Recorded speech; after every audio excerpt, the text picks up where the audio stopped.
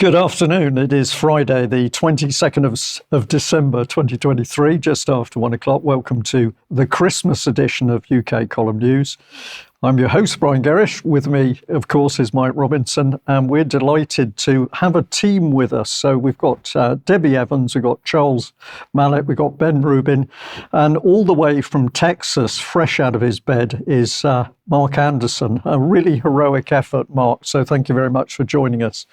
I'm going to start just by saying this is going to be the usual format, by the way, for the end of year event. So we're going to have a look. Each one of us is going to have a look back over 2023 and the key issues as far as we're concerned, and also a look at the future for 2024. But I think we'll just start by mentioning Bob Moran, because lots of people talking about his latest cartoon, which of course you'll find on his Twitter feed, which I believe is Bob's Cartoons. We're not going to show that. We suggest that everybody goes and has a look at it. It will give everybody a bit of Christmas cheer, I think. Yes. And a lot of observation is required, and maybe some of it is not for the faint-hearted. Right. I'll kick off. I think you should. Right. So I'm going to kick off. My key thing this year, as it was last year, actually, is the government censorship network and the so-called censorship or disinformation industrial complex. And we've shown this graphic. This is the graphic that I'm going to use to sort of make the point here. Just how the scale of government surveillance in order to try to censor people online is just getting off the charts. Now this, frankly, I've only included, 6 of the various bodies that the Cabinet Office has set up alongside the various intelligence agencies on the left there. That list could be 2 or 3 times the length that it is, but of course wouldn't fit on the graphic then. So that's just to give an idea. We would like to encourage everybody to share this graphic as widely as possible. And at the bottom right-hand side there, you can see the link to the censored page on the UK Column website, which shows a timeline for how this has built up over the last several years, since more or less 2017, and before that, David Cameron's speech to the United Nations General Assembly, where he was talking about, the need to regulate the internet. This is about regulation of the internet. It's about regulation of freedom of speech.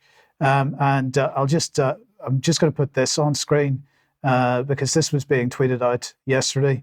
Matt Cannard saying, yesterday, anti-Zionist Jewish activist Tony Greenstein was arrested at his home by British anti-terror police for a tweet. And the tweets below, police seized his phone and laptop and held him for 9 hours. His electronics were not returned on his release. Now, the tweet said, I support the Palestinians. That is enough. And I support Hamas against the Israeli army. If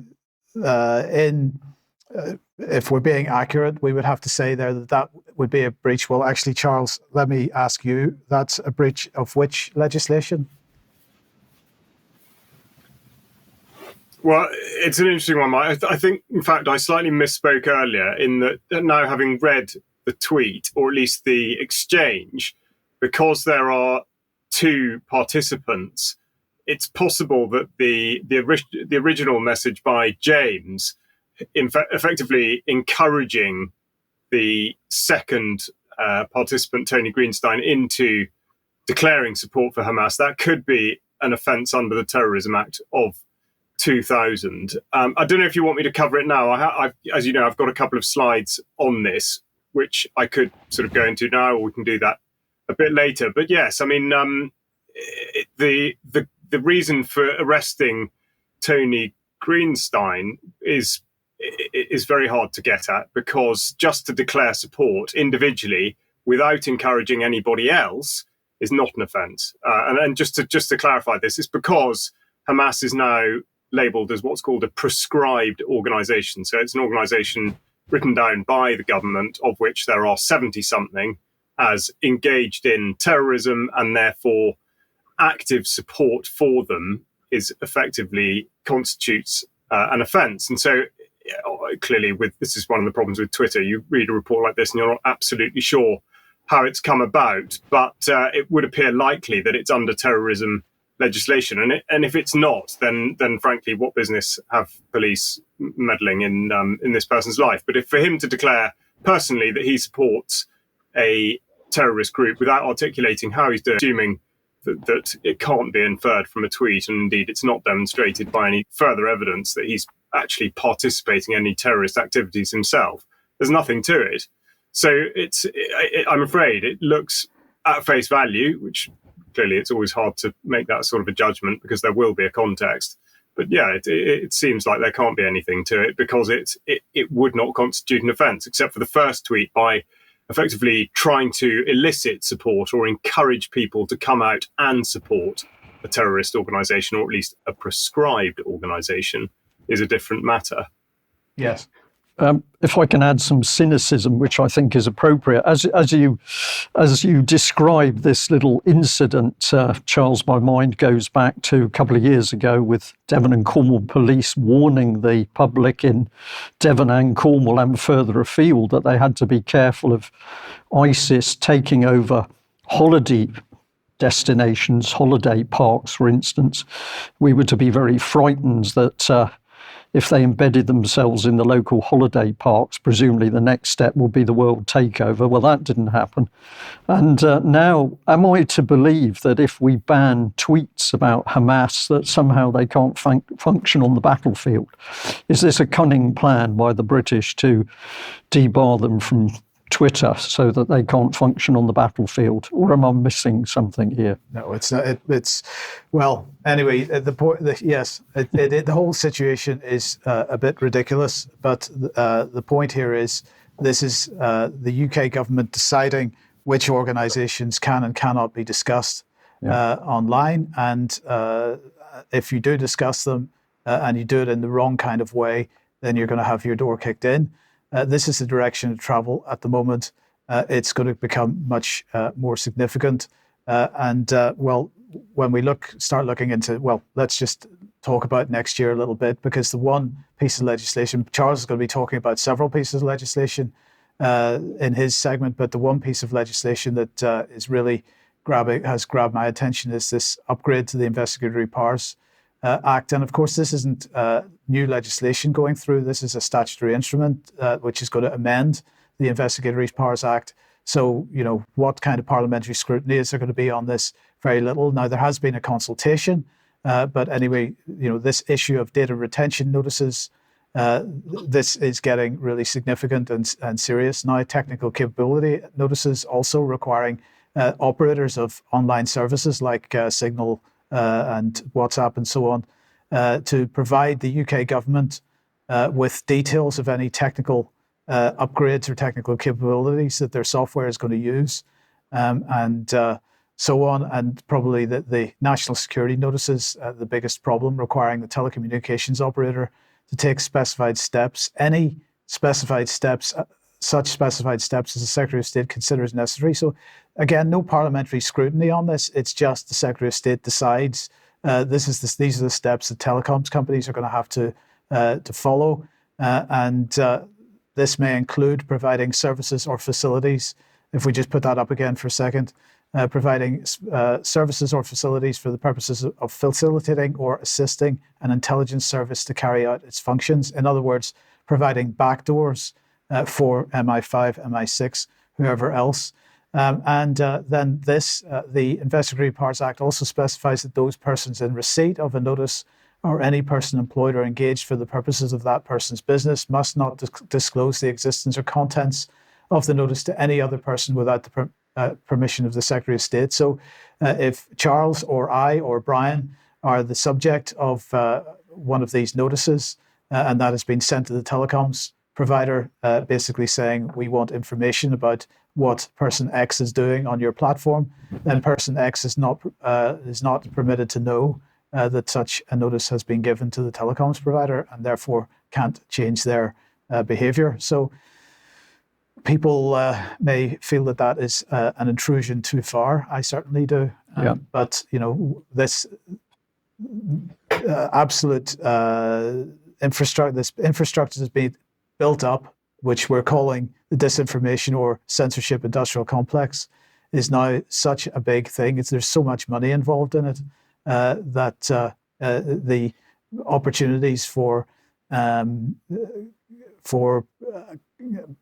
what's the word I'm looking for criticism of government activities are going to shrink as the year goes on, unless people stand up to be counted at this stage. It's too late once the IPA legislation is in place, and once the Ofcom has finally released their procedures for how the online services are going to have to behave in the future. So that's what I want to mention. Yeah, serious stuff. Go on. No, you go ahead.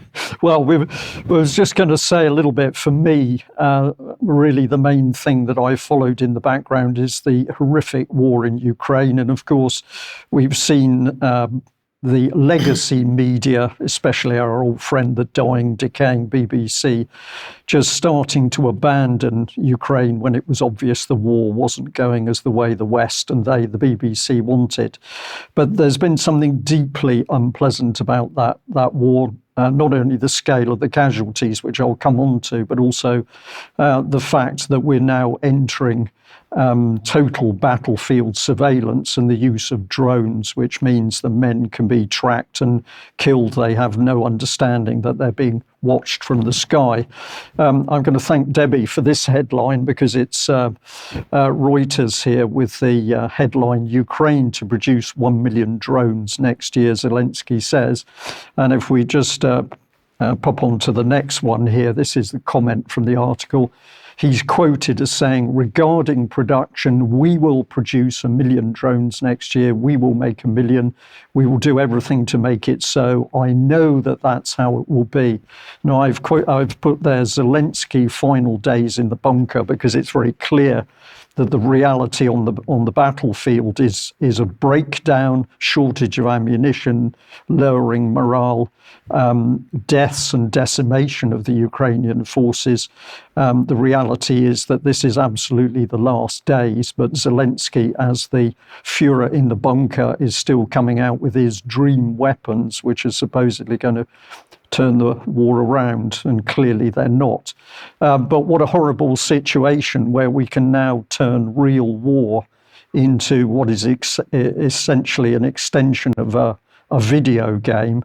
And of course, it's been the West, in particular the US and the UK, that have kept Ukrainian fighting, and it's only with the financial support of the West that Ukraine is able to function at all, because we are now paying for all of the critical salaries and the critical infrastructure in Ukraine, because its economic base has absolutely failed.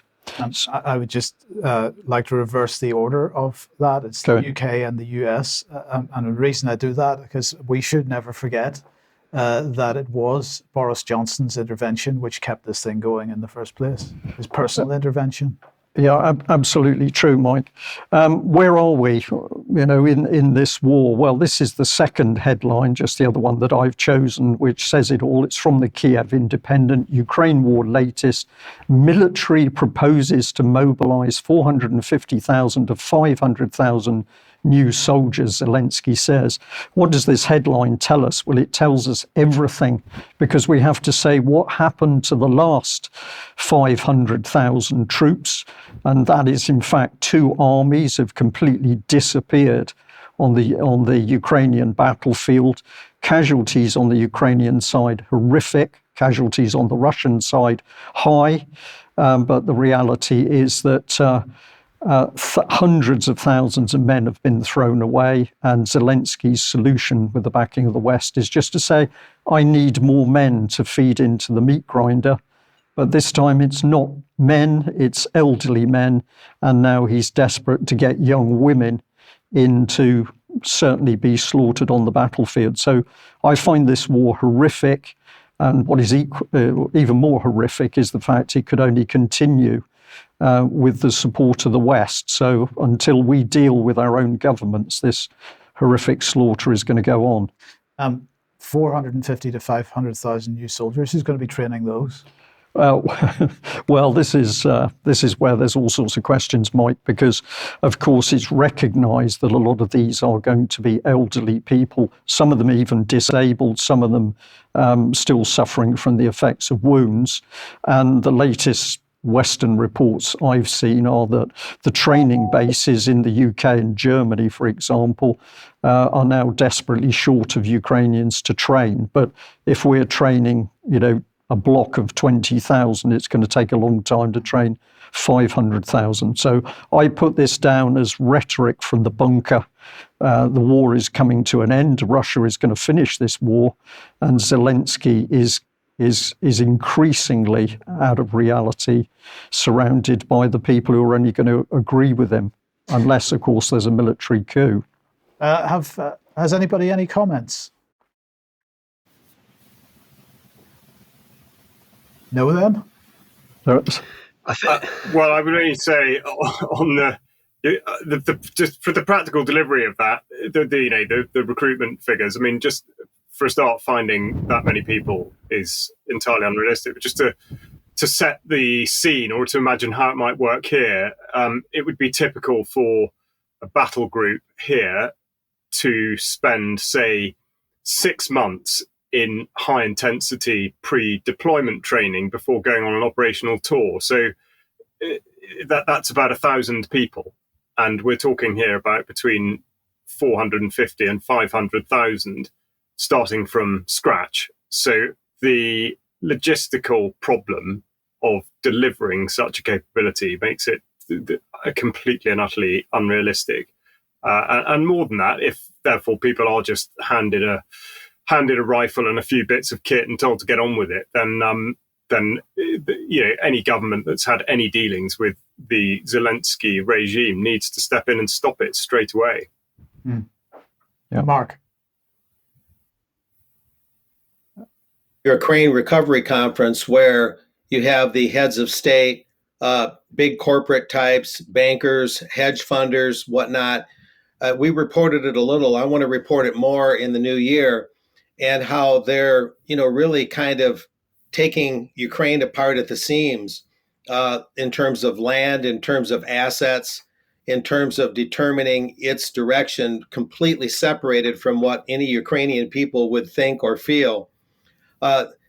Ukraine is at war with itself. Zelensky is evidently a stooge for this cabal, and Ukraine is being attacked from within. Russia could hardly do more to Ukraine than Ukraine's own leadership is doing to it. Yeah, indeed. Okay. Yeah, but I just add what I've slightly lost track of the days. We're either at 666 days of fighting or just past it. And the carnage goes on, but the Russians are going to finish this because that's their declared aim. What happens to Ukraine as a state, I think, is going to be very interesting. It's increasingly looking like it's going to be split up, a pie divided between all those with an interest. Yes. Okay, Charles, let's move on to you. What have you? I appreciate that I kind of blew your initial slide here, but what's your look back at 2023? Yeah, that's fine. Actually, I'll tell you what. Let's come back to that slide in a second. I will come to that, but I think my analysis of the year, and you're right to lead me in by talking about legislation, because I think that's where I will go with this. Partly because it's an area that I have an interest in, but it's because I see it as being the fruit being born of the emergency created very much willfully in India. And I know that kind of what's been happening 2021, 2022, but I think 2023 has delivered more in that sense than perhaps previously. And I'll just explain why I think that. First of all, I think there's been a sort of a stepping back from the brink from a lot of people who were dissenting voices from 2020, but have been made to feel a bit more comfortable now, perhaps not financially, but certainly in terms of the restrictive pressures that have been placed upon people in so many areas of their lives. And I think there's not been the pressure on organisations of all sorts that there was perhaps even last year. So I think that's enabled a little bit more freedom of manoeuvre. And then the other thing I would say is that if we chart the way in which legislation is being passed and indeed policy is being generated, then I think that gives a good indicator of what's been going on. So just by way of comparison, and I know the statistics, as always, can be interpreted in a number of ways, and there are other ways to explain this, but parliamentary traffic and what's generated in terms of acts, substantive general acts of Parliament, has been a significant increase this year. So in the years preceding 2020, it was approximately sort of 35 or fewer acts of Parliament going all the way through.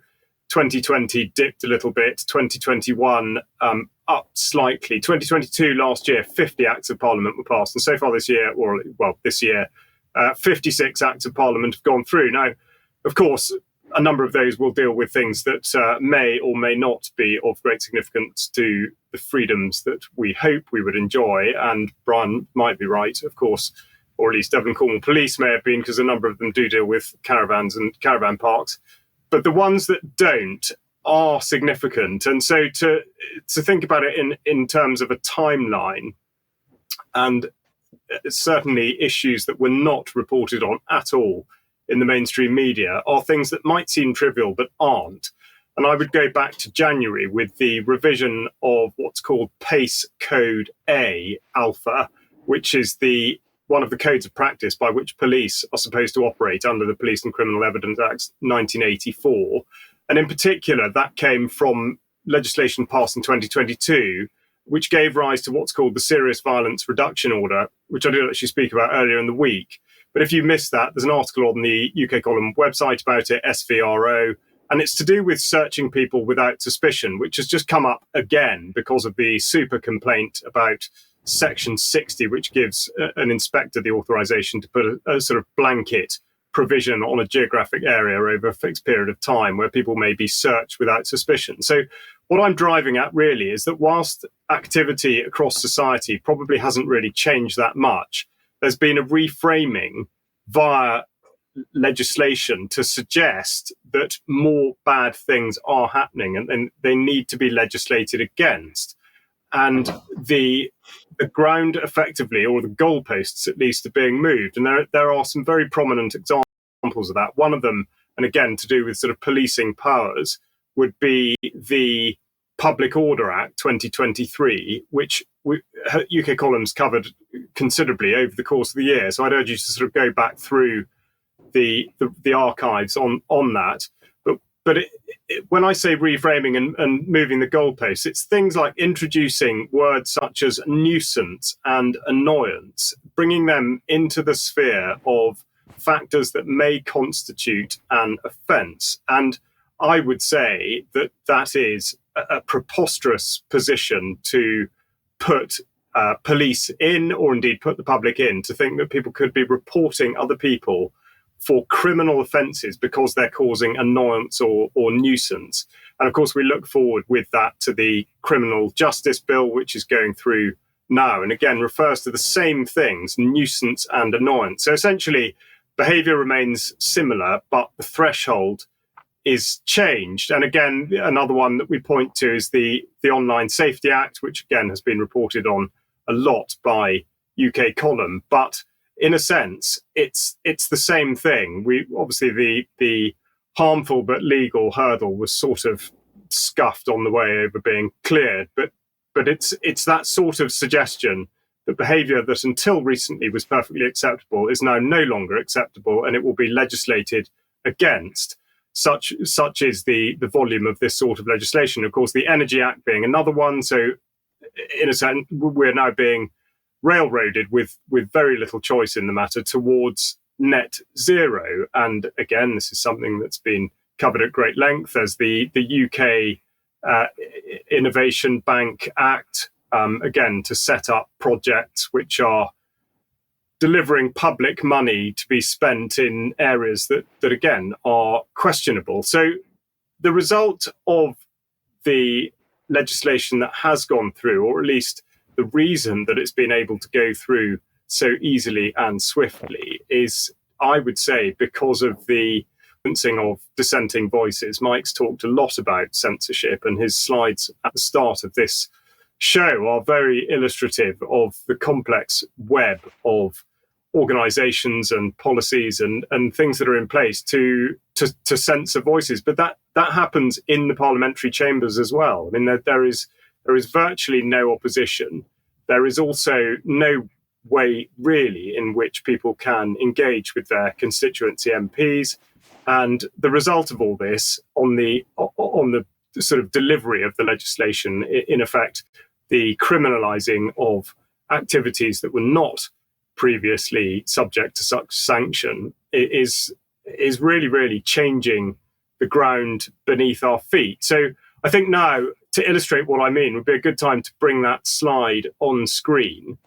I don't want to go over the same ground that Mike covered, but the point with it is that, exactly like he says, the government will decide, due to pressures that come from we may not know where, to reframe or to change exactly what it is that we are to think about a given topic. So if we click on one, we will see that Hamas was only listed as a proscribed organization 2 years ago. If you click on one, a little red box will appear over the date. And it is somewhat absurd. I mean, okay, this particular Twitter arrest may come to nothing, certainly should come to nothing, because, of course, my reading of the Terrorism Act is that that doesn't constitute an offence. But nonetheless, the point is that had this been written 2 years ago, obviously there are reasons for it having come out now due to the situation in the Middle East currently. But if you had written a message that was on a public communications network just over 2 years ago, there would be no consequence. And yet now there is. And the material change is limited, frankly. So we'll look at exactly what the Terrorism Act says about the act of terrorism. And I think this is an interesting one. I started by talking about 2020 and the emergency, and essentially by creating a heightened level of fear and panic in people, and then stepping back from that and suggesting that actually things aren't all that bad. You create a false sense of security, and you allow people to relax into thinking that just because things aren't that bad anymore, that there no longer is a problem. So if we just advance one to the definition of terrorism, I think it's interesting to note, when you consider the way in which the government of the United Kingdom behaved in 2020, if we go on one, we'll just underline a little bit of text there. So out if you're not viewing, or if it's a bit small on the screen, but the interpretation of terrorism from the Terrorism Act 2000. In this act, terrorism means the use or threat of action where the use or threat is designed to either influence the government or to intimidate the public or a section of the public. I can think of numerous times that was done in 2020 by the government.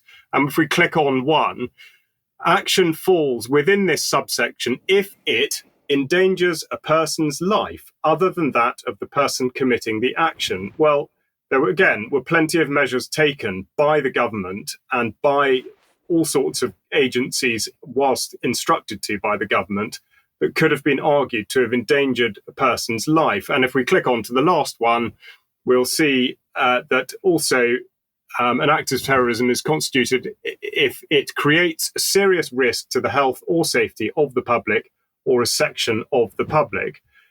Given the controversy and the debate, well, I would say debate, but obviously not actually debate, unfortunately, but the apparent damage that has been done by the pharmaceutical products introduced into the United Kingdom en masse at the end of 2020, it is very hard when you look at the Terrorism Act like that and you compare the behaviour of the government from that period onwards to conclude anything other than those activities specifically to fall within the definition of terrorism.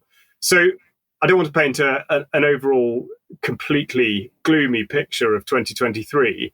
I think there are positives that will come out of it, which I'll go on to in a later segment. But as I say, my overall feeling on the year is that it's been one that has been a year of effectively sort of enablement by what has happened, the ground that's been prepared over the last 3 years has allowed the legislators in particular to create offences, to create legislation, not necessarily criminal legislation or legislation that pertains to criminal offences, and indeed to reinforce that with powers to police, powers to regulators, and sustained pressure on corporations to police the people that they deal with, and indeed to affect a culture within society where we're policing each other. A little bit, again, like happened in 2020 when the government would make a suggestion about a particular measure, and before you knew it, people had seized that and gold-plated it. So that's my feeling on the sort of the big undertow of this year, I suppose. I mean, Charles, this is all extremely important, but I think the thing that really struck me about the legislation that's come out, not just in 2023, but even 2022, 2021, is that a lot of it has been, as you used the word enabling, they have been enabling acts in the sense that they have included clauses which say that the Secretary of State of whichever government department can do all kinds of things to his own satisfaction at some point in the future through secondary legislation, or through the use through the use of terms which remain relatively undefined. In other words, there's so much breadth and potential scope in this that's only ever going to fall out through the use of the courts. And now that the courts are, increasingly under the control of the executive, this aspect of it is where I see the danger, aside from the sheer scale of the amount of legislation that's gone through. That particular aspect of it, I think, is something we really need to focus on. Yeah, I absolutely agree. I think that's very true. I mean, those clauses such as that about the minister having, in effect, being able to do what they like, notwithstanding what's actually written out in the document, is something that characterises a lot of legislation. In actual fact, a point I had meant to make, which I omitted to, was that this period now I think we're going through is not dissimilar to that in the sort of mid to late 1980s, where to pick out two obvious examples, the Public Health Act 1984 and the Public Order Act 1986, which have exactly such provisions in them. So off the back of that, a minister, or indeed, the minister responsible for that particular department may change, or indeed a statutory instrument may go on the back of it at any point. And the Public Health Act still, if you read it end to end, which would take quite a long time, but there are some specific bits that do jump out at one. And it might sound odd to say this, but so far we have been very lucky that it hasn't been implemented in the way that it might well have been, especially in 2020. Yes. Okay, Debi, let's move on to you. And what's your thoughts on 2023? Actually, it was a great little segue there, because I had a choice. So we know that the NHS has collapsed, and that I've been covering the NHS and all things medicine for a very long time. But if it comes down to one thing, and you asked me to choose one thing, so without further ado, it's Merry Christmas from the MHRA. So there's their Christmas card, season's greetings, all good wishes for the festive season and new year ahead. And I just thought, just to remind people of our Do No Harm T-shirt, MHRA. And let's not forget that if you scramble MHRA, it spells harm. And looking back on the year, I have to say, as my little tokenistic gesture for Christmas, my stars are for everybody that has clicked into the MHRA board meeting in the UK column audience. We have kept our foot on the accelerator with the MHRA right from the get-go. And I know that a lot of other news channels have covered the MHRA, but I'd like to think that we have kept our eye on the ball. And I've been to every single MHRA board meeting. And so what I want to say is we've done a brilliant job, because things have changed. And part of their agenda for 2024 is to rebuild trust, because they obviously feel that they've lost our trust because we don't trust them. They enable the NHS enable them. So we've, as a result of this year, Cheryl Granger, who's been absolutely incredible, setting up the Situation Room with Mike Robinson, and that can be found on the front page of the website. And this is a completely unique, exclusive link, if you like, to the Pfizer and Moderna analysis papers and all that's coming out in the USA. So you remember you very kindly, Mike, put the yellow card site up, which we found incredibly useful until the MHRA stopped publishing their data. And now we've got the Situation Room, which is a huge bonus. And we've had a change of chair at the MHRA. Stephen Lightfoot's gone, and here we go with Professor Graham Cook. We're not allowed to film the MHRA board meetings now. We're not allowed to take screenshots. We have to be careful what we say in the chat box. We have to be kind. The whole MHRA board meeting format has completely changed, and it's all eyes still on them. We cannot afford to take our foot off the accelerator. So coming up for 2024, I'm looking at antimicrobial resistance as being very high up on the radar. They've already named it as a major global threat. The MHRA are going to be bringing out a science strategy in 2024, so I can't wait to see what that's all about. But we must remember that they're going to be streamlining and accelerating clinical trials. This is ongoing. mRNA is going to carry on pouring down the pipeline. Vaccines are going to carry on pouring down the pipeline. None of this is going away anytime soon. And I really do believe that if people can just click into the board meeting, you don't have to watch all of it, just record your view. They need to know that we're watching them, because the MHRA are essentially an agent of the state and an agent of Bill Gates. The amount of conflicts of interest and the revolving doors, and we've exposed all of those on UK Column. So we just have to keep up the pressure, because there's more coming down the pipeline and we need to be aware of it. And one last thing on the MHRA, I think, is if anybody is looking at the fear-mongering for this JN1 variant, and I say variant in inverted commas, it might have an impact on those that have been fully vaccinated, and I include those that have been boosted perhaps in care homes. So we could be seeing an ongoing impact from JN1. So watch out on the MHRA and the UK HSA website for that, because they're both interlinked and intertwined. But I'm watching Dame June Rain. Okay, Debbie, thank you very much for that. Now let's, before we come on to Mark and Ben, let's just do a couple of ads. So first of all, anybody that didn't see the interview that I did with Graham Linehan, that went out at 1 p.m. yesterday, it's on the UK Column website now. So Graham Linehan, of course, writer of Father Ted and the IT crowd. Sorry, my brain is not working today, so I do apologize for this.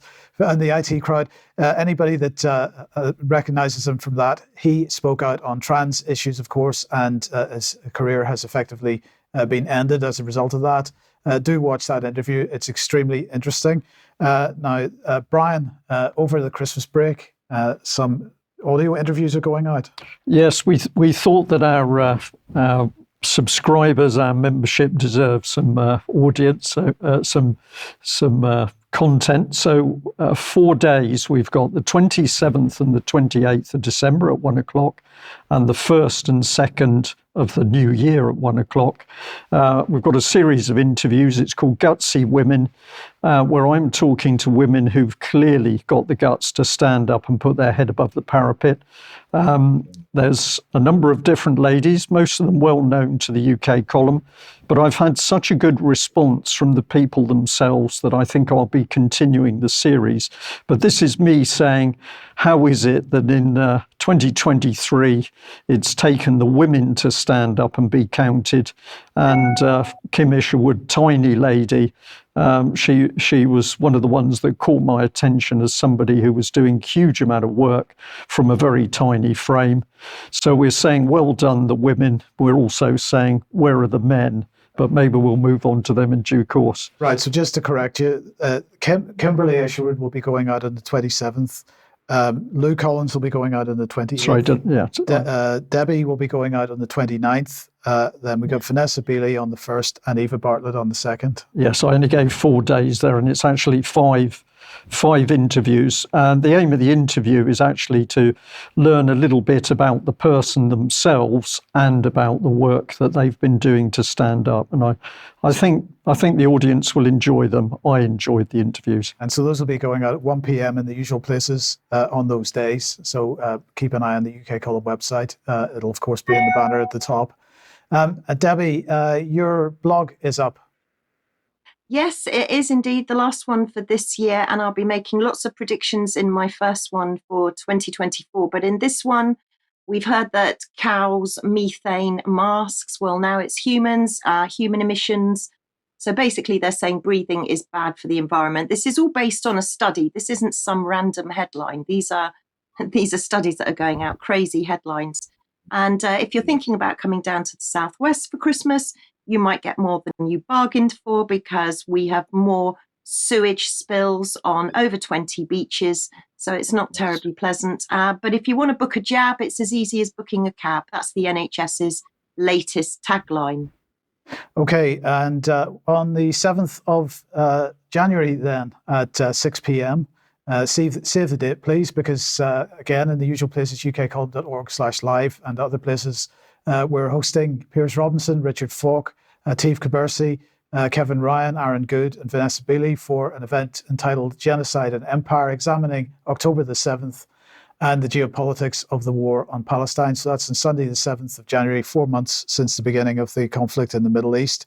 And just to give you an idea, Richard Falk, who you'll have met on the recent 9/11 event, is former United Nations Human Rights Rapporteur on the occupied territories. Atif Kabersi is Emeritus Professor of Economics at McMaster University in Canada. Kevin Ryan is a board member of IC 911, who is going to be running this event. We'll be live streaming it on their behalf. Dr. Aaron Good is a PhD in political science from Temple University. And Vanessa Beeley, everybody knows. Vanessa, by the way, was hoping to be with us today. She's not feeling up to it. But just to give you an idea of her view of 2024, it comes in the form of a single word: escalation. And I think that's probably correct. A quick advertisement here for Andrew Bridgen, who's once again bringing the issue of excess mortality into Parliament. So I'm pleased that the Commons have granted me a debate on trends in excess deaths on the 16th of January at 9:30 a.m., he says. So please write to your MP and ask them to attend the Westminster Hall debate. So Westminster Hall, these debates often have almost nobody at them. It would be really great to see a lot of pressure placed on MPs over the Christmas period to get them to attend that on the 16th of January. And I think Cheryl's going to attend that as well. So we're hoping to get some direct feedback on that for the UK column. Okay. Well, a couple of quick emails here. The first one was just fascinating. Just read it very quickly. In your news on the 11th of December, you featured an email from Robert Green dating from 2018, wondering if the government whip still use blackmail. You may already be aware of the Have I Got News For You clip featuring MP Johnny Mercer, where he openly admits that they do. And I've gone and had a look at the YouTube clip, and in it, yes, Johnny Mercer is very kind, because on camera he is happy to say that basically this is the way the system works in Westminster, people being pressurised and effectively blackmailed in order to get them to do what the party wants and not necessarily what's best for their constituents. And I'll just bring up this one, which I liked a lot, an email from Mr. K, who says, "Wow, thank you, just bought your cap after seeing it on the desk of someone talking, but winter is here and I'm loving spreading the word with your woolly hat. I'll now be joining you shortly so I can watch the extra bit. Thanks again and keep up the good work." So thank you, Mr. K, very, very much for supporting us. And we hope you have lots of fun in your woolly hat. Mark, let's come to you. What's been the main issue of 2023 for you? Based on importance to the public, Mike, I'd have to say the World Pandemic Treaty, and certainly I'm not the only UK column contributor on that issue, but it's one of those evolutionary issues that is at once at the same time evolutionary and kind of moves like a glacier, but at the same time there's a lot of breaking news along the way, and it's very, very urgent. And as we know, it's getting more and more urgent as they shoot for that May 2024 uh, completion of the pandemic treaty and the accompanying international health regulations.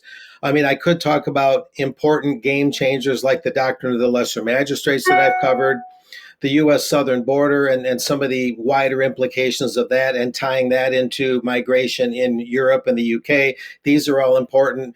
Global cities, another kind of evolutionary issue, but the pandemic treaty would have to stand out because of the sheer impact that can and probably will have once they hopefully don't complete it, if I may use a twist in my narrative there. So that's something to keep a very close eye on. I'll have a lot more on that, of course, hitting the ground running when I come back on the column around January 8th. So that's what really sticks out in my mind. One little other miscellaneous thing I'll mention is that we've talked about the media all the time on UK Column because it always plays into all the issues we cover.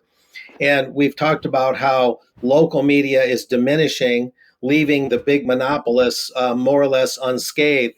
But we hear about news deserts where in your neck of the woods and my neck of the woods, there's supposedly this dearth of news where local newspapers and smaller outlets are disappearing and creating these news deserts. And oh no, the public's being deprived of the mass media cartel's narrative. What are we going to do?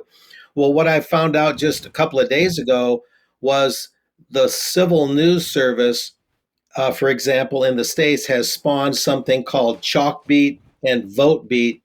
And what they're doing is they're bringing in billionaires and others who are funding entities, nonprofit entities, who are then funding news entities to fill this gap.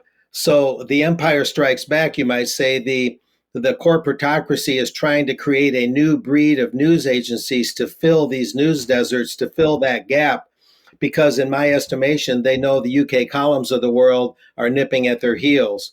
And that's going to include reporting on the pandemic treaty, include the new variants of Omicron that they say are coming out under the COVID banner, and all the issues we touch. So I would put the pandemic treaty and all that includes at the top, but this media reboot that they're doing is going to be right alongside that. So that would be my contribution. I think it's really interesting, Mark, what you say about the way the funding streams work, because this is something that we see more and more often as people receiving money from what appears to be agency A, but in fact that money has originated with maybe the Foreign Office or from some other agency, and it's effectively been laundered through some kind of tax-exempt foundation in the meantime, which gives a degree of separation between the source of the money and the recipient. And then it's very, very hard to work out exactly who is providing the funds for a particular policy.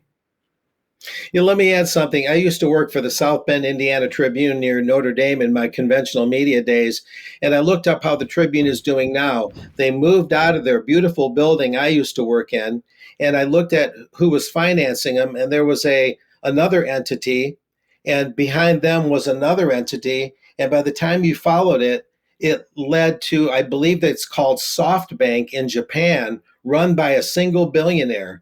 So a local newspaper, conventional as they come, really no good at all anymore. Unfortunately, it used to be this conventional paper that you wouldn't suspect anything like that. You think, oh, it's all supported by the local advertisers. It's supported by the subscribers themselves. Well, no, it goes to this one entity. I don't remember all the names, and then another one, and eventually it's owned by, I think it's called SoftBank. May lightning strike me if I got that wrong. But that's run by this Japanese billionaire who looks kind of like the kind of guy that tortures cats for a living or something. I'm being a little humorous. But so if a conventional paper like that can be owned in such a surreptitious way, imagine what we're dealing with now when you've got these new news entities popping out of the woodwork to fill this gap that we're trying to fill. So we need to keep a really close eye on this, because they're going to try and change the narrative or maintain the narrative in all the key areas that we cover. If I just add a little bit to that, and of course we've had this problem locally where a couple of very, very local newspapers in South Hams area of Devon, that's down to the southwest of England where we live, but some what appear to be local papers have made some scurrilous accusations against the UK column, and people think these are local papers, but indeed they're part of a 200 title overseeing company, and this is happening more and more. Is there any local news within legacy media, as it were? I think we could say no. No. Okay, Ben, at last, let's move on to you. And I think you have a particularly offensive final segment for us here. To that, you guys have touched on some amazingly interesting stuff that I'm not going to respond to all of it, but to confirm to you, Mark, and I'm glad that you brought that up, because I remember you talking about that a month or so ago. The ownership of local US newspapers running back to Masa-san in Tokyo, who's the guy that founded SoftBank, and he launched the Vision Fund with a whole load of Saudi sovereign wealth money, as well as a bunch of other money, about, probably 6 years ago now. And that fund has been right at the forefront of a lot of what's been going on in high-tech innovation. Particularly, they've got big stakes in WeWork and Uber and Airbnb. So that whole paradigm of global digital corporate, he's right at the center of it. And I remember you mentioning that, because there's absolutely no good reason for him to be participating in that fashion in local news, right? That's bad for everybody. And fixing the news is a really important part of what needs to happen, and a big part of that is getting our audience to understand that actually it's something that you need to pay for and invest in. Otherwise, as they say, if it's free, you are the product, and that's ultimately what's happened there. So there's so much to talk about. I'll hone in on one individual who, for me, has been front and center this year. It's Tony Blair. I'm really sorry to bring that name into your living rooms on a Friday afternoon just before Christmas, but he has been extraordinarily high profile for a long time, right? This is not a new smell that we can't get rid of. This is an old smell that we can't get rid of, and actually the smell seems to be getting worse, because he is operating like a self-appointed chairman type figure for the whole of humanity. Maybe he's the chief of staff for King Charles and his imperial ambitions. Maybe that's a good way to think about Tony Blair. He's always had this high profile ever since he stepped onto the political stage. Since he left politics, he's been grossly enriching himself with money from dictators and global corporations. He has said that he would do the Iraq war all over again, even in light of all the information that he now has available that apparently he didn't before he made the decision to go to war, kill 1 million people, essentially. He was the lead out guy for the Build Back Better narrative that the World Economic Forum was pushing through COVID. In fact, he's being positioned as a potential future leader of the World Economic Forum, and he's absolutely front and center in every single part of British politics. Essentially setting out the strategic vision, the policy vision that Starmer has been given the job of trying to sell to the public. That's absolutely Blair's creation, or certainly he's fronting it up at the geopolitical level, if we could put it like that. And it touches on every single area of your life and your children's lives, your family's lives. He's been extraordinarily busy. He's been issuing policy papers in every area that you can possibly imagine, particularly around things like the health system, education, and actually, as a continuum. I've talked about him as being like one of the key players of 2023. he's absolutely going to maintain and probably even increase his profile as we look forward to next year. This just hit my inbox last night. This is a bit of a recut of what was sent to me, but you can see here 10 policy priorities for the UK in 2024. Number one, health investment is finally addressed. And I will just dwell on this one a little bit, because if we can flick forward, you can see what that actually means. So he talks about a focus on wellness and prevention, which is, how we should be approaching public health, right? Stop people getting ill rather than treating them once they've become ill. But the way that they're promoting doing that is not just through a push on diet, exercise and alcohol, but also a radical embrace of adult vaccination. A radical embrace of adult vaccination, all justified by a new appreciation of the value of a healthier population to the economy and to the nation. So they've obviously built some kind of econometric model to sit behind this to convince everyone that we got to dose up here, right? And that is the big push. And we tried a radical embrace of adult vaccination. This is what it delivered to us. I've shown this a bunch recently. I think this is just one of the most striking visuals that I've come across this year. All respect to Heart Group for putting this together. And essentially, the timeline goes from the top to the bottom. So the start is at the top, and the more recent months, this goes up to July this year. This is a monthly timeline that talks about excess deaths, and you can see where it gets red and dark red and black. That's really bad.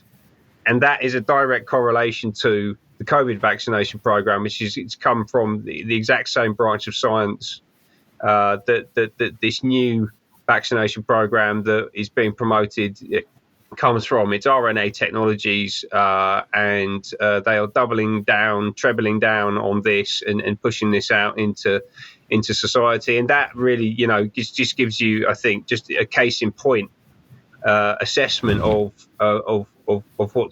what sits behind Blair's policies, no matter how altruistically they are positioned to us.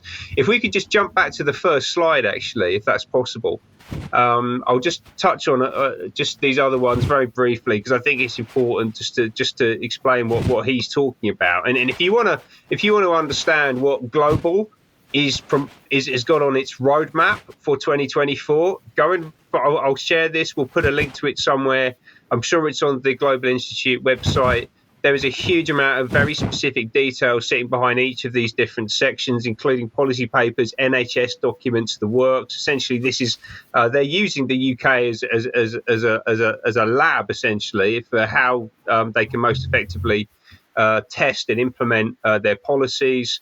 You can see here in the second section that disruption is going to come to higher education. So Gen Z in particular being very heavily propagandized, very heavily targeted, G'd up as some kind of next greatest generation, right? So in the great battle against climate change and inequity and all that kind of stuff, they're really playing to the egos of Gen Z and saying, you're here to fix this, people, right? Let's get on the case, and here's all the policies that you need to line up behind. Social media is discussed as a public health issue. That means they want to regulate it much more tightly. Net zero targets get real. They want a lot of money from us. We talked about that a lot with COP over the past few weeks. Policymakers maintain momentum on artificial intelligence, even if public interest dips. Very, very important wording there in the headline. Even if people begin to realize that AI is going to destroy most white and blue collar jobs, which Blair has told us that it is when he was speaking recently at Chatham House, we've got to go ahead with it anyway, even if the public start saying that they don't want it. Right? They're really pushing this. Think hard about the size and the role of the state is point number 6. A lot of that is about funding. They want a serious investment in Anglo-Irish relations. That's very interesting to me, particularly given the way that we've seen things going in Ireland over the past few weeks. We got a new deal on immigration, which is basically selling it to the population and saying, well, the corporations demanded it and they're continuing to demand it, so you've got to put up with it. That's what I read into that. Public services to start to serve the people, which is very much about digital identity and creating a single ID for your ability to access the system. Before we get into tackling the really, really difficult issues, which interestingly was all about increasing council tax, and also how do we circumvent planning legislation to roll out our new energy infrastructure and a whole bunch of other things. So there is a packed agenda as we roll into 2024. They've got a whole bunch of things that they want to do with us, to us, at our expense, remember, because all of this is state-led. And I'm personally fascinated to see how far along this track we get before the wheels come off and the whole thing falls apart. So anyway, oh yeah, by the way, I have one more slide. Let's chuck Ewan Blair into the mix. This is a really neat case in point exemplar of what constitutes economic activity in 2023. Apparently, Ewan Blair is personally worth 400 million quid based on the money that was put into his startup, which has lost tens of millions. It lost 40 million quid last year, but apparently based on the private valuation that was used in its last funding round, he is actually worth 400 million quid. You do the maths on that. It doesn't make any sense, but this is the world we're living in. Yes, quite incredible. Several people have said they little bit depressed at what's coming through the pipeline. So I hope that last bit on the demise of Ewan Blair has cheered people up a bit. It should have. Yes, I'm just going to say that coming back to Bob Moran's cartoon earlier on, he had it absolutely spot on. The only thing he didn't have was Keir Starmer in there. At least I didn't spot Keir Starmer in there. He did have Tony Blair in there. Tony Blair's, well, based on the rest of the composition, Tony Blair's hand may have been in an inappropriate place if Keir Starmer had been included, but or he could have been pushing them under the surface of the pool of bath of blood that they were in. But you've got to see the cartoon. Yes. Right, Debbie, let's come back to you and a look into the future from you. Yeah, I'm afraid it's not a terribly happy prediction because I'm looking at the Red Sea and we're seeing, I've been warning on my blog for quite a while, we could be seeing severe disruption of everything in our chain, distribution chain, pretty much food, chips, especially microchips, and oil. And I've been looking at the Red Sea because there's, as we know, that the news, Vanessa's been reporting on what's been going on in the Red Sea. But of course, that affects the Suez Canal. So we've now got containers, big container companies that are having to divert right the way around the Horn of Africa, going thousands of miles out of their way. So I've been saying this is going to impact pretty much everyone because there's another little pinch point in the Mediterranean around Libya as well, which could also just exacerbate already big problems that we've got coming down the line. So what I'm really saying to everybody is that for 2024, I think, is do you have a plan? You need to start making a plan for what if the grid goes down? What if we don't get oil? Because oil prices will really escalate. And I've been tracking the marine shipping, and I just show you this as a little example because I've only been able to snapshot a little bit of it because you have to zoom right in. So we're just off the coast of China here. And what you'll see there in the marine tracking is in green are the container ships and in red are the oil tankers. Now, what you might find interesting is when you zoom right in is those grey ones that you see, like thousands of them, these have all been like decommissioned and they're all moored now. So they're not actually in use. And we're beginning to see a huge car park, if you like, in the sea all around China and the east of container ships that literally aren't going anywhere. And if you go in and look at the UK in particular, you can see that at the different ports, how many containers are in. And we don't have many in at the moment, and there aren't many coming in. So if you haven't made a plan, if you haven't stocked up on candles and maybe camping lights and some woolly socks, etc., the time to do it. And then I just wanted to be slightly ahead of the curve because as soon as we come back after Christmas and the new year, Davos starts rolling out again. So I thought this was a little bit of hope, actually. I think we must be making a big impact because the World Economic Forum, who are meeting between the 15th and 19th of January at Davos, their big one agenda, I mean, they've got plenty of them, AI and everything else, security, cybersecurity is a big one, but it seems to be rebuilding trust that is headlining. And I'm seeing that everywhere. I'm seeing rebuilding trust in the NHS, rebuilding trust in the MHRA, rebuilding trust with the World Economic Forum. So we're definitely making an impact. Oh, yes. And for trust, how they go on trust, how they judge trust is two sources. But one of them is the Edelman Trust Barometer. So if nobody knows about the Edelman Trust Barometer, do go and have a look, because it's likely that wherever you are in the world, there will be a supplement report for your country. I've just brought out the UK supplement report, but when you go into it and look at it, you can see that the UK public pretty much have no trust in politicians, no trust in the media, no trust in the government, no trust in NGOs. And that is pretty much global wide as well. Okay, thank you, Debbie. Who was talking about or wanting to talk about who's to blame? Yes, who's to blame for bringing Blair back into this again? It was me. Oh no, it was me, because I'd got the same email as Ben had got. Oh, I see. Ben and I have sat through hours and hours and hours of listening to Tony Blair and his cronies at the conferences. So we've been exchanging notes, and I got the email too. And this is just reimagining government for the 21st century.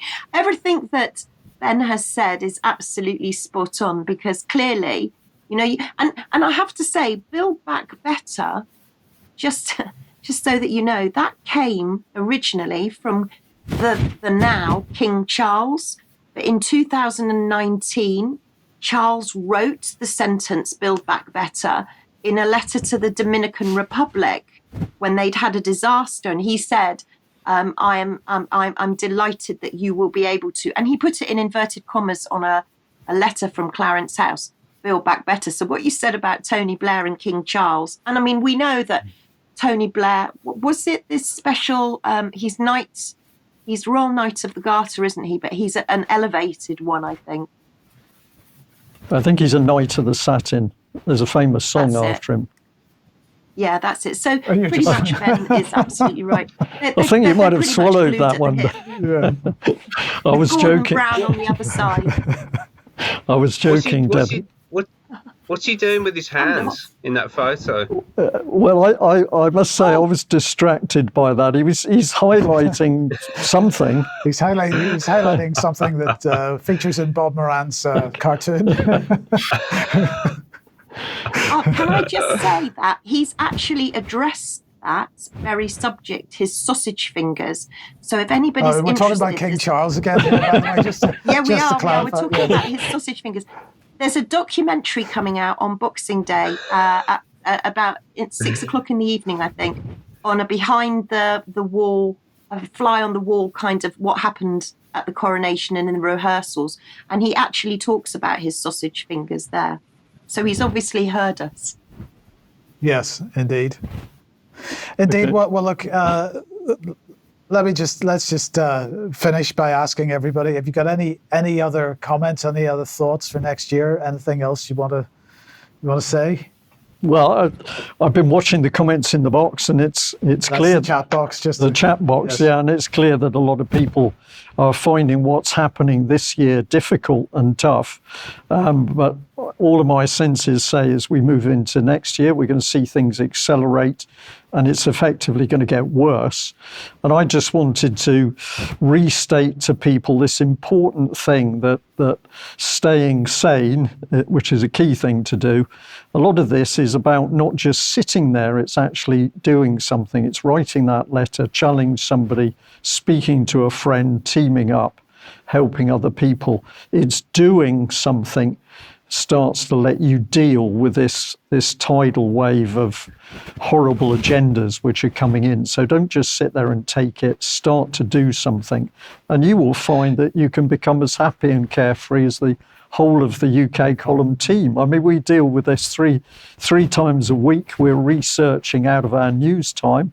And look at us. We are happy, cheerful people, and we're still here. So I'm going to say to our audience, you can do it as well, but don't just take it, give a bit back to these people. Right. Can I just jump Ben, in? Yes, Ben, just before I ask Charles for a bit of comment, Ben, I forgot about a little bit of video from you. Oh, yes. Okay. I mean, I'll come to you in a second, Charles. Ben, tell us about this little video clip before we end.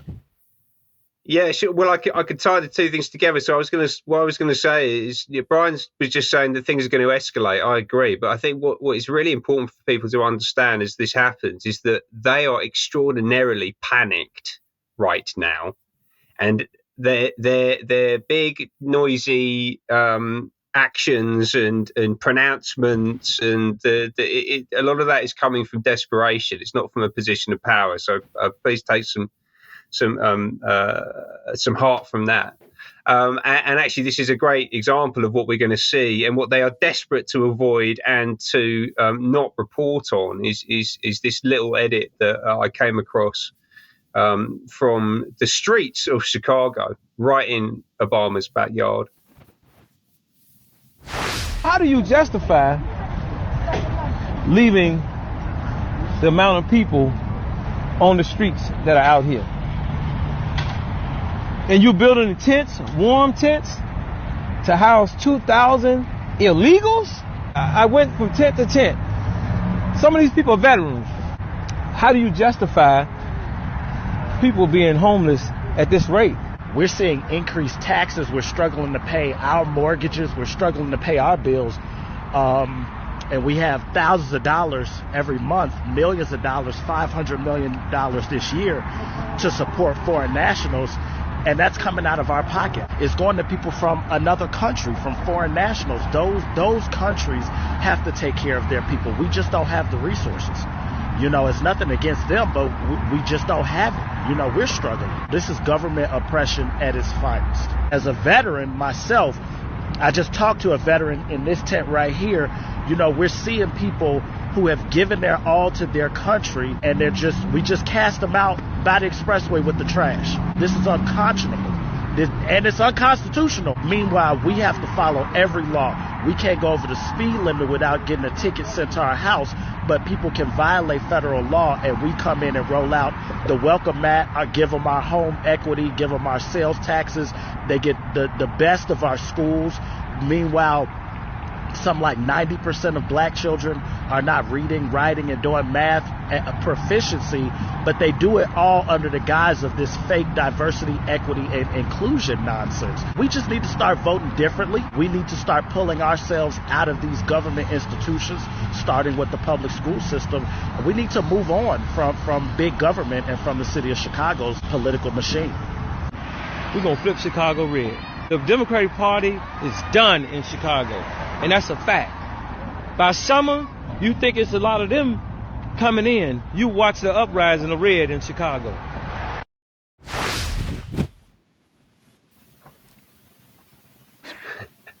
Mark, Times are a-changing. Yes. Mark, what are your thoughts on that? Yeah, I'd like to go over there and check that out. That's absolutely true. Governor Pritzker, who's connected to the Global Cities Forum and all his glittering utopian dreams, has been instrumental in applying pressure to Chicago and county governments to provide huge amounts of resources for foreign nationals, illegal aliens. That's sort of the story behind the story. And that's certainly something that'll carry over into next year for me, although maybe not the lead issue. But yeah, I couldn't help on commenting on that. Of course, Obama's building a shrine to himself in Hyde Park, which is the south side of Chicago. I'm going to go check that out in the spring. And, he's a legend in his own mind, so we'll see what's going on there. But, yeah, it's a pretty sad and very distressing situation. Yes. Charles, any final comments? Yeah, just quickly. I think, first of all, that veteran is spot on and actually covers quite a lot of what I was going to say. In my earlier segment, I talked about people who I felt were sort of scared into dissent in 2020, but have somewhat stepped away due to being lulled into a false sense of security. which may be true, but if you're listening or watching to this, then you don't fall within that number. And I think that on the issue of trust that both Debi and Ben have just been talking about, I think people have learned to trust themselves and to trust one another in probably a way that they weren't a few years ago. So I think going into 2024, people are the people who are aware of what's going on and take a dim view of it are going to be much more resilient. I think there is going to be a huge increase in pressure, financial, through complete misspending and misappropriation of government money that's raised from an increasingly small pool of people. Because I think, I'm afraid, go back to the interview that Ed Dowd gave to Debi and Cheryl the other day, and it's impossible to think that the economy is not going to be put under more pressure by the number of people that are going to have to step back from work through injury or death. So I think there's going to be a massive increase on the system. The criminal justice system I see as being further overwhelmed because the threshold, as I say, has been so reduced, so lowered, that people are going to find themselves falling foul of all sorts of rules and regulations. But I don't see that as being overall a negative, because I think that history suggests that the threshold for some sort of peaceful civil disobedience and or a tax rebellion of some sort to curb and control government spending, I think is very likely. Yeah, great. Okay, well, I just wanted to end by saying a couple of things. First of all, this issue of desperation that Ben was talking about, I think that's absolutely right. The authorities are getting desperate. And part of the reason, as Debi was pointing out, is because of this collapse in trust. Trust is clearly a big issue for them. And we need to keep this pressure on, because the more desperate they become, the more stupid mistakes they make, the more obvious and the harder it is for people that aren't actively engaged in the issues that we see. It becomes more difficult for people to ignore what's going on. And that indeed just builds the pressure on the people that are pulling these policies out of the woodwork. So we've got to do much more of that in 2024. I think 2024, Vanessa said escalation is the word. I think that's absolutely what is going to happen. I think it's going to be a very grim picture for us if we allow ourselves to view it as being grim. But just keep in mind the reason that this is escalating in the way that things are escalating in the way that they are is because of the pressure that the authorities are faced with and the fact that they're not achieving their goals. So we've got to encourage this pressure, this escalation to build, in fact, because things are going to get worse before they get better. And so that's that. And then finally, I just wanted to say from everybody at the UK column, a massive thank you to everybody that has supported us in 2023. We have lost a couple of members of the team. We have a couple of new members of the team. So Charles and Ben, absolutely welcome. And everybody else that's contributing in terms of content, I want to say thank you to them as well, but especially to our members and people that are making donations, because we can't do this without your help, and you have helped this year. And hopefully we'll see you again in the new year. And I hope everybody has a great Christmas. Yeah, indeed. It's we're here, we're doing what we're doing, we want to do more. We can only do it with your help, and it's been utterly brilliant, the support that's coming in from the members, the subscribers and the donators. If you're new to the news, UK Column News, and you're watching but not yet part of the membership team, think about that, because as it gets worse next year, we're going to need all the help we can get. And I think we've got a last slide. Thanks to everybody that sent a Christmas card. I mean, we put some of them up here for people to see, and O'Brien took a picture of them. And thanks very much for the Christmas tree. It was the only Christmas tree that we put up in the office. Well, unfortunately, real ones are green, and that can cause certain video problems. But Stephanie was very proud to open that card, and well, up popped a Christmas tree. So we were very pleased. And I just wanted to give a special mention to Mark Anderson, who's been incredibly resilient, brave, and upstanding today, because I made a mistake and failed to send him an email yesterday. So I was forced to give him a call to say, would you appear on the news with us today? And Mark received that call at 6 o'clock this morning, American time. So I know he got straight out of his warm, cozy bed. I'm going to say it's not Mark that needs. It's Mrs. Mark. Yes. Mrs. Mark that needs this. Yes. How much trouble did you get in, Mark? That's our question. What's that? How much trouble did you get in? Oh, really none at all. Maybe the furrowed brow or a little bit or something, but it's I thought you had a day off kind of look, but that's okay. I said to Brian, "Who is this?" Yes. Okay. Well. Yes. Oh, I was going to flash my Tony Blair Masonic sign just to sign off here. Okay. We don't want any flashing on this program, Mark. No. We want to be very clear about this. I think it's time to end. Yes. Thank you again. Have a great Christmas. We will see you in the new year. Don't forget to watch the Gutsy Women interviews during the break. Yeah, excellent. We'll see you in 2024. Good grief. Bye-bye. Bye-bye. Merry Christmas. Bye-bye. Happy Christmas. Bye.